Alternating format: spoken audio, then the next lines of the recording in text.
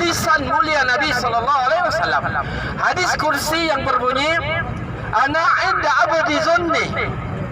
Allah berfirman yang bermaksud, aku bertindak mengikut sangkaan hamba-hambaku. Nah, bila kita menyangka doa kita diterima Allah, pasti diterima Allah. Bila kita berdoa, doa kita lambat diterima Allah, maka lambatlah doa itu dimakbulkan. Ana inda abdi zonni. Nabi melafazkan firman Allah itu sehingga disebut dengan hadis kudusi. Aku yakni Allah bertindak mengikut sangkaan hamba-hambaku.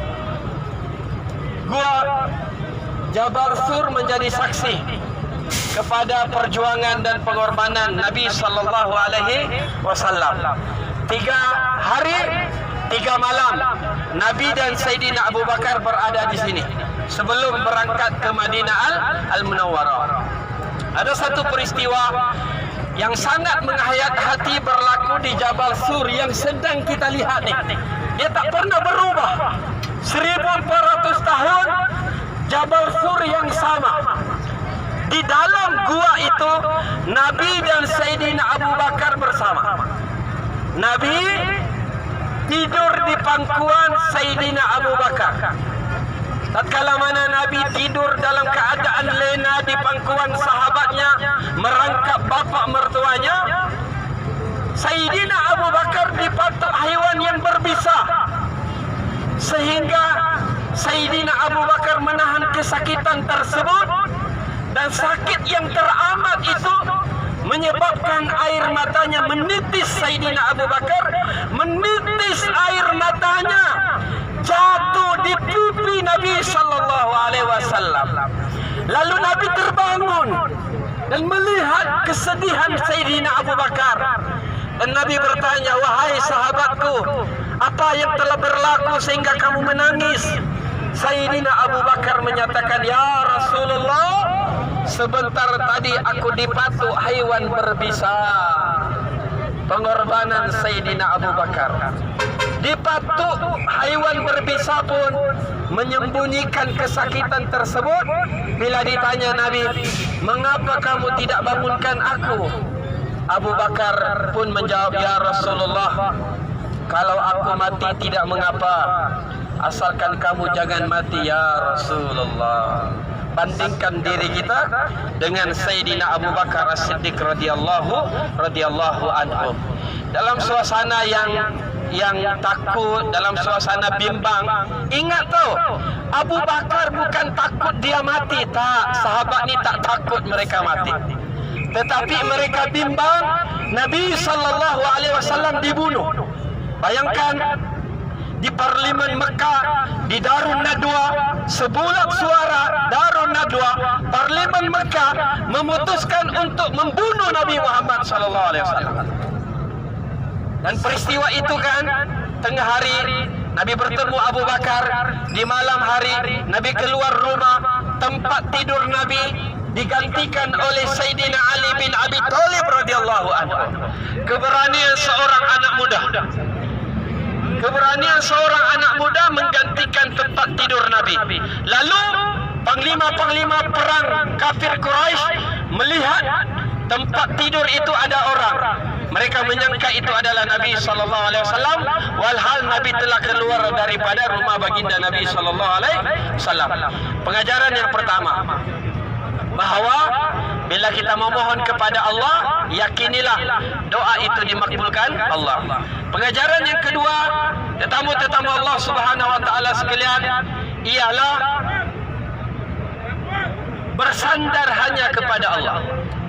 La taqnatum min rahmatillah. Jangan berputus asa dengan rahmat Allah. Semua kita ini ada ujian hidup masing-masing. Sampai saat ini pun ada ujian kehidupan kita yang kita dan Allah sahaja yang tahu, yang kita tidak ceritakan kepada orang lain. Namun pegang firman Allah, la taqnatum min rahmatillah. Jangan berputus asa dengan rahmat Allah. Allah tak pernah tidur. Allah Maha berkuasa. Innama amruhu yaqula lahu kun fayakun wa huwa ala kulli syai'in qadir lahu ma fis samawati wa ma fil ardh. Apa juga yang kita lalui dalam kehidupan, yakinilah Allah bersama dengan kita.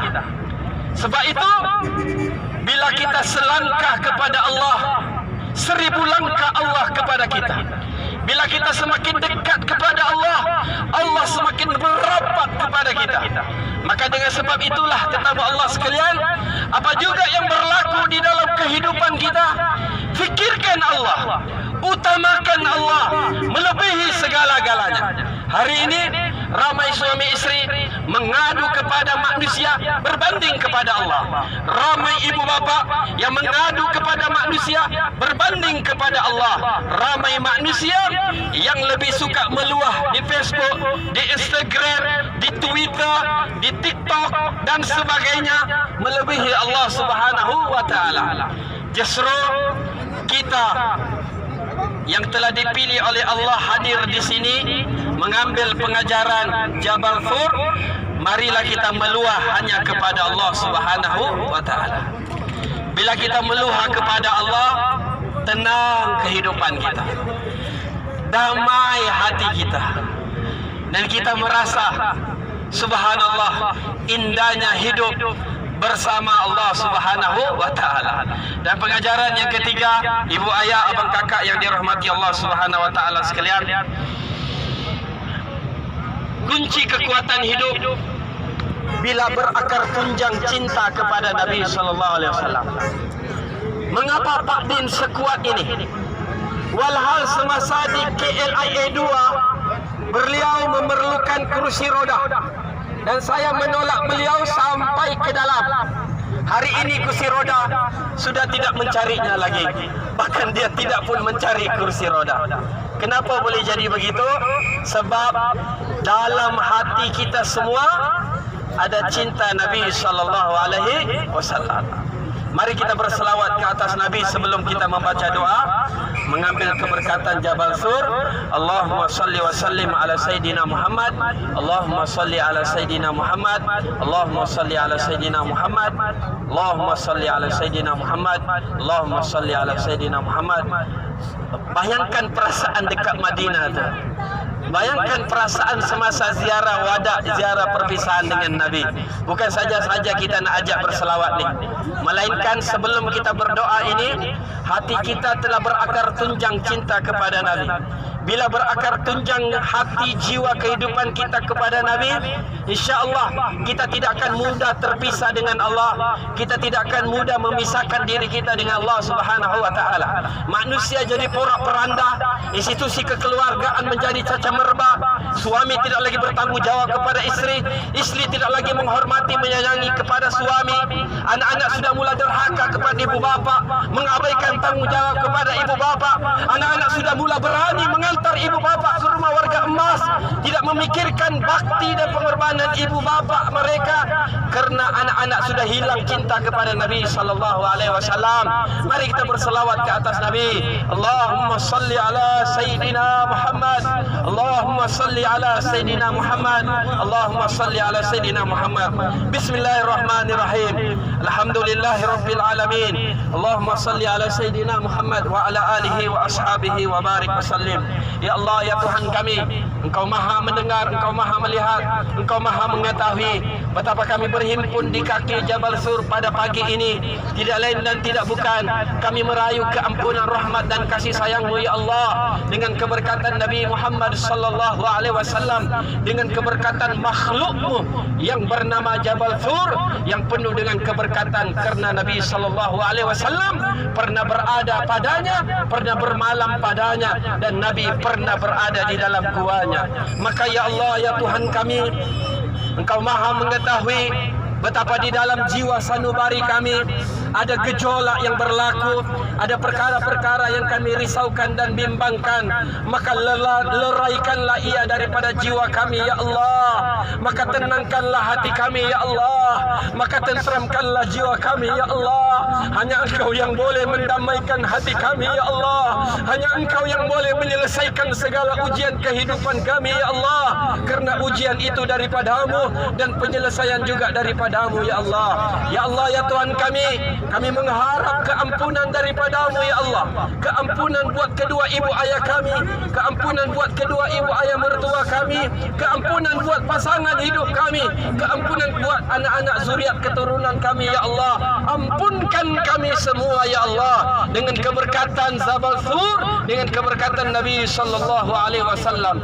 Ya Allah ya Tuhan kami, hari ini hari ketiga kami berada di Mekah, esok hari keempat kami berada di Mekah, seawal subuh hari kelima ya Allah kami akan meninggalkan bumi berkat Mekah Al-Mukarramah. Kami akan pulang ke tanah air bertemu orang-orang tersayang kami dan meneruskan pekerjaan kehidupan kami ya Allah. Maka ya Allah ya Tuhan kami, sehatkan tubuh badan kami untuk mengabdikan diri kepadamu ya Allah. Berikan kami kekuatan untuk benar-benar mencintai Nabi sallallahu alaihi wasallam. Berikan kami kekuatan menghidupkan sunnah Nabi dalam diri, keluarga, kerjaya dan kehidupan kami ya Allah. Rezekikan kami mengikuti Nabi sallallahu alaihi wasallam pada awal dan akhir kehidupan kami, pada zahir dan batin kehidupan kami, pada bicara dan perbuatan kami mengikuti baginda Nabi sallallahu alaihi wasallam, dan juga pada ibadat dan amal soleh kami. Ya Allah ya Tuhan kami tahu dan mengerti bahawa Jabal Thur ini seumpama seperti bukit dan gunung yang ada di tanah air kami. Namun ternyata kemuliaannya, keberkatannya, kerana Nabi sallallahu alaihi wasallam pernah beradanya.